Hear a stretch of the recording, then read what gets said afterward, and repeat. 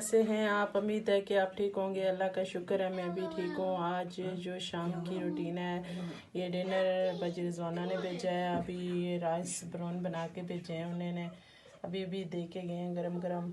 और ये चने की दाल और पालक है, और साथ उनने ये गोश्त आलू बनाए हैं और साथ भेजे हैं।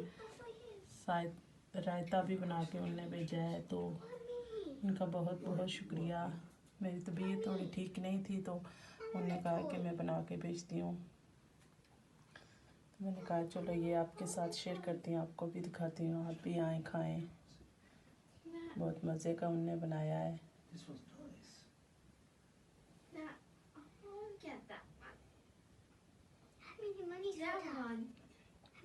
अभी हम खाएंगे, तो खुदा हाफिज़। आने वाली वीडियो में मुलाकात होगी आपसे।